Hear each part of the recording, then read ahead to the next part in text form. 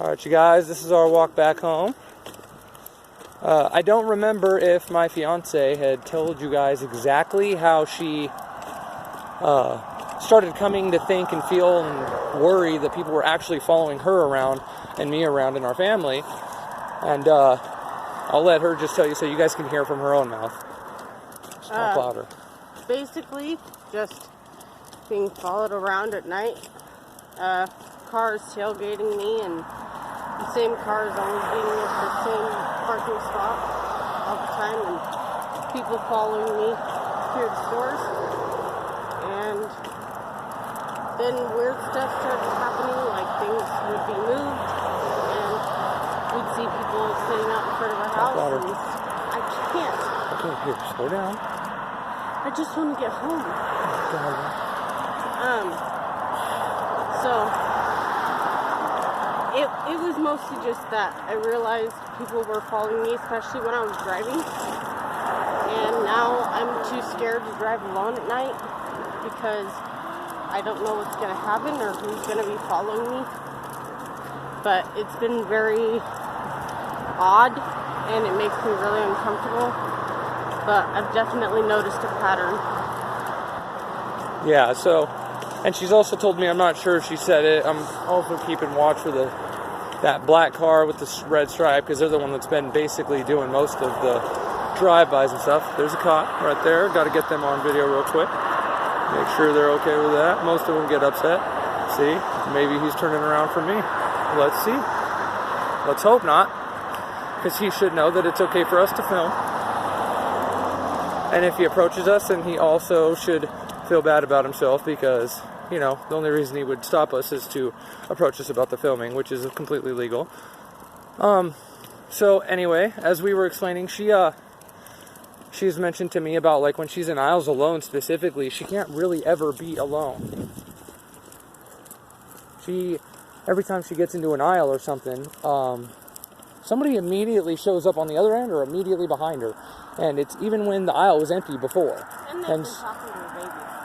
Oh yeah, and now they walk up and just talk to the baby, and it's not one like, that sounds like, oh yeah, people talk to babies, but no.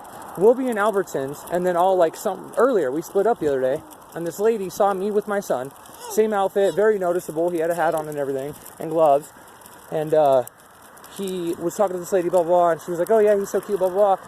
Walked away, saw my wife with him, or my fiance with him, and me together, and then she was like, oh, he's so cute, blah, blah, what's his name? I went through the same thing, and yet she remembered me, really, and then walked away. Like, it was very strange. And they're using my son as an approach to come create conversation now. As I said, it's been getting kind of worse since we started filming, but to be quite frank with you, my fiance nor I are going to back down. I feel like it is not... Yeah, it is our obligation. It is our obligation to film it. If something is happening, it is our obligation to make sure that we get that on video. And if something does happen to us, there is evidence, there is proof, there is, some form of record to show that, it wasn't a random thing, because it certainly isn't.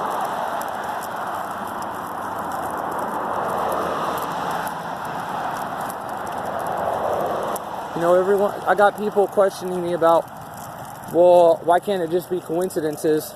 I can get how you can understand that, but I think the more that I get it on film, the more I capture it, y'all start seeing it. It's very hard when you're not living it, though, as I've said before.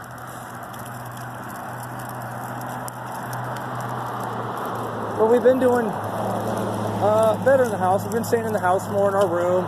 We got blackout curtains, and we got a very strong lock on our door. So we're not really too terribly worried about that.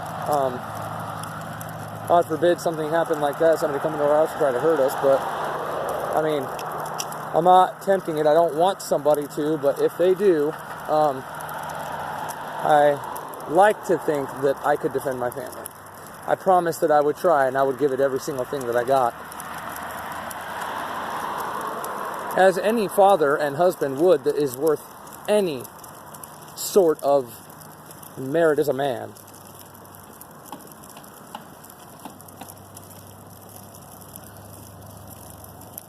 Your family should be your life. And as I said, I live for my son. I live for my fiance. They really did save me from a dark place of, alcoholism and depression. Wow. Here's this cop turning right as we're here. Let him go, babe. Let him go. Let him go. Go ahead. No, go ahead. It's all right. Thank you. Yeah, it's okay. Yeah, thank you. Yeah.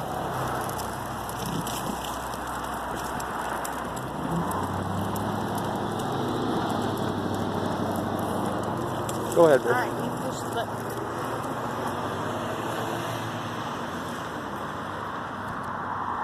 Did you see those cops try to bully us to get across the line like we're supposed to just go because they told us? No way, dude.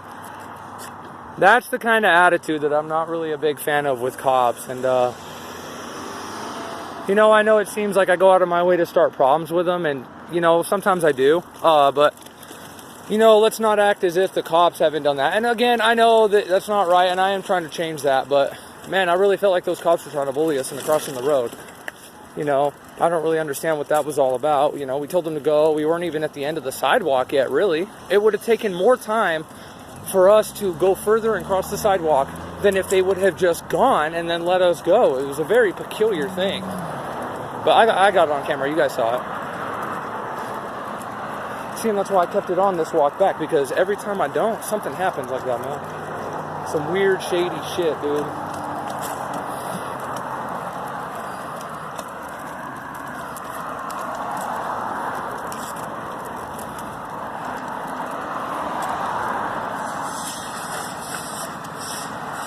My Brea. No.